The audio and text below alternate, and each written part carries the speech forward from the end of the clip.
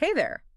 Got your coffee? Oh, yeah, ready to go. Good, because this week in AI was, well, genuinely bonkers. This may be the word. Huh. Yeah, that fits. Feels like things are really moving now. Totally. It's like we're not just reporting news anymore. We're watching these huge shifts happen in real time.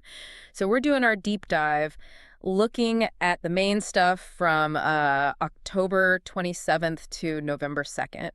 And trust me, there are some real game changers in the sources this week. Absolutely. It really does feel like we've stepped over some kind of line. We've got stuff that could change physics almost, and then these investment numbers that just make your eyes water. Right. So yeah, our mission today, like always, is just to cut through the noise, skip the jargon, and just give you the essential bits you need to, really get what's happening. Love it. And maybe the place to start is the thing everyone's kind of freaking out about, energy. Like, forget chip speed for a second. Just powering these huge AI models is becoming this massive infrastructure problem. Yeah. If we don't figure out the energy side, we just hit a wall, right? That's exactly it. Spot on. I mean, the way things are growing now, it's just not sustainable if we stick with the current chips, the sort of traditional silicon, which is why this news from Extropic is so provocative even. They're attacking the problem at a really fundamental level, like how the chip actually calculates. Okay, yeah, they dropped this thing called the TSU chip, thermodynamic sampling units. And the claim is, well, it's staggering. This new way of doing things, it's built just for probability calculations, which is basically all AI does. Right, it's all probabilities. Exactly. And this chip, it uses 10,000 times less energy than current GPUs. Yeah. 10,000. I mean, it sounds like science fiction. It is a huge shift in thinking, really. The basic problem is our current chips, GPUs, they're built for deterministic stuff. They find one exact answer fast. But AI needs these fuzzy probabilistic answers. And we spend so much energy forcing those old circuits to do probability. Extropic's TSU, it's different because it inherently works on that thermodynamic probabilistic level. That's why the energy saving is just potentially massive. Okay, that 10,000x, it's just mind-blowing. If that actually scales up, it changes everything. But let's maybe push back a tiny bit. NVIDIA is not just about their chips, right? It's their whole ecosystem. Software developers, the installed base. True, very true. So how realistic is it really that a small startup with this completely new physics chip could actually mean the end of GPUs in, say, 5 years, given the insane amount of money it takes to switch everything over? That is the million-dollar or maybe billion-dollar question. It won't be overnight, obviously. But what the sources are hinting at is this is kind of a warning shot. Extropic is already sending out development kits to big labs. And look, if a company can save billions, literally billions a year on electricity, they're going to switch eventually. Right. So maybe think of this less as immediate displacement and more like a signal to everyone. The future of AI compute. It's probably not traditional silicon. Okay, wow. Fantastic point. So if that's maybe the future energy fix, let's pivot right now to the just monumental piles of cash being thrown at the current setup. Yeah. Because even if the GPU era has like an expiry date somewhere down the line, nobody's slowing down the build out now. And NVIDIA, wow, they showed some serious strategy this week. Oh yeah, they're playing a really smart game. It's like this two-pronged approach. They're basically giving away the recipes for AI, but they're absolutely determined to build and own the kitchens. Okay, explain that. The recipe side. So the recipes, they open sourced a whole load of their core AI models and data sets. Put it right on Hugging Face. We're talking Nemotron, that's their base for digital AI software. Then there's Cosmo Isaac, GR00T, that's for robots, physical AI systems. Right. And Clara for biomedical AI, big stuff, foundational models. And why do that? Give away the keys. Well, it's sort of smart democratization, isn't it? Give away the building blocks, and you speed up everyone else's innovation. And those companies like Samsung and Hyundai, who are already using this stuff, they end up building their special AI agents right on top of NVIDIA's architecture. Ah, so they become dependent on the ecosystem anyway. Exactly. Yeah. Clever, right? Very. Okay, so while they're giving away free models, the kitchens part. That's where the money comes in. NVIDIA's CEO, Jensen Huang, was at the APEC summit, and he announced this massive partnership focused just on South Korea. Okay. This is the infrastructure move. They're putting in over 260,000 NVIDIA GPUs, working with huge partners like Samsung, Hyundai, Naver, to build what they're actually calling AI factories. AI factories. What does that actually mean for, us, for the country? Think of it like industrial-scale AI training centers. It's more than just a data center. It's like a manufacturing plant where data is the raw material and intelligence is the product. models that can completely change core industries for them, like 6G wireless or advanced manufacturing. It's like building a national AI nervous system. Wow. And the competition is fierce there, right? AWS isn't just standing by. Not at all.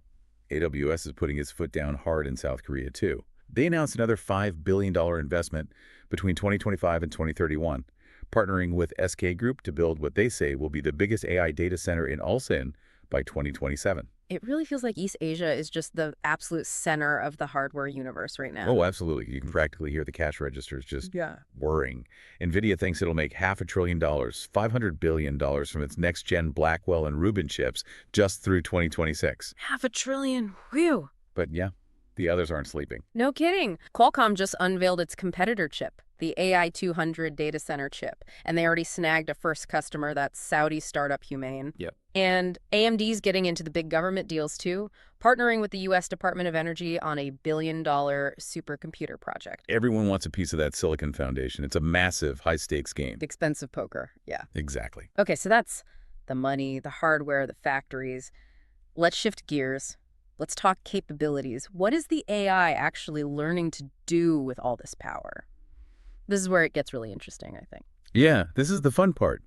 Because we're seeing AI not just, helping humans do jobs, but actually starting to take over some really specialized, really high-stakes roles. Okay, like what? Cybersecurity. Exactly. Prime example. Yeah. OpenAI showed off Aardvark. It's a security agent powered by GPT-5. And this isn't just some scanner. It acts just like a human security researcher would. But, at massive scale, it finds vulnerabilities in code, automatically checks that they're real, and then actually proposes the fix. So it does the whole cycle. Find, validate, patch. The full vulnerability lifecycle, yeah. Autonomously. This is a huge step change for you to think about. It means human security teams. Yeah. They stop being the ones doing the patching grunt work. They become more like auditors, trainers. They focus on the really hard stuff like 0 days system strategy, while the AI handles the bulk of the security patching workload. Wow. Okay, taking over the grunt work. Got it. Now shifting completely. Creativity, music. Less stressful than global security, maybe.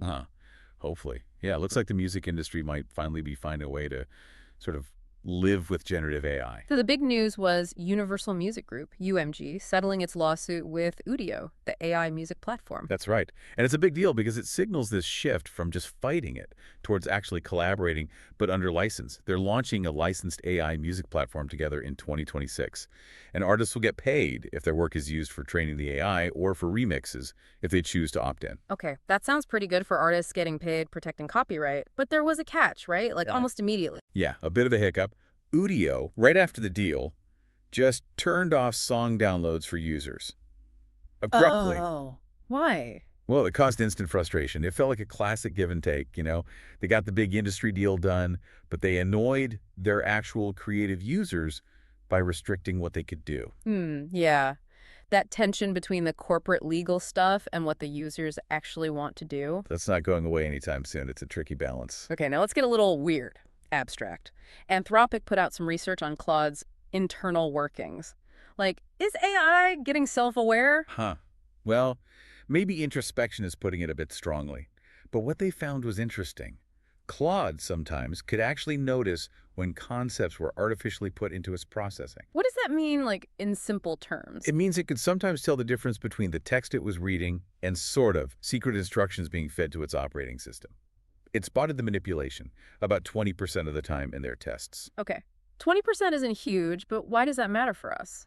Well, it suggests a future where maybe, just maybe, we could monitor an AI's thought process while it's actually running. That could be huge for transparency, for safety. You could ask why it made a choice. Right. But it's also a double-edged sword. If the AI knows its internal processes, it could potentially learn how to hide things better, how to maybe selectively report what it's doing. Makes it potentially harder to know if it's being fully honest about its reasoning. It's a tricky ethical question. Wow, yeah. Can we trust an AI to tell us what it's really thinking? Yeah. That's a lot. Okay, less abstract, but super cool. Interactive video. Odyssey 2. Oh, this is really neat. Game-changing for real-time creative work, I think. Odyssey 2 is basically the first AI video model that lets you explore interactively, in real time. Real time, how fast? We're talking 20 frames per second. Uh, It makes a new frame every 50 milliseconds, Yep. and it adapts instantly to what you type in the text prompts. So it feels less like you're just rendering a video and more like you're stepping into this hybrid world generator that you can kind of explore and command as you go. That sounds like the first proper step towards creating like open world video games or experiences just run by AI. I think it could be, yeah. It really brings AI creation into the moment, not just something you do afterwards in post-production. Very cool. Okay, let's shift one last time. Let's talk real world impact, efficiency, jobs, ethics, and maybe a bit of culture shock. Yeah, the efficiency impact is really hitting the job market now. Amazon gave us the clearest signal this week. Right. Amazon announced 14,000 corporate job cuts. And the key thing was CEO Andy Jassy directly saying it was because of efficiency gains from AI and robotics. Exactly. He linked them directly. It's not theoretical anymore. Using AI to optimize and then reducing headcount.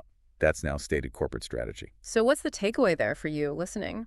I think it means that layer of white-collar work, the basic analysis, organizing data, fixing spreadsheets, basic coding, that layer is being squeezed.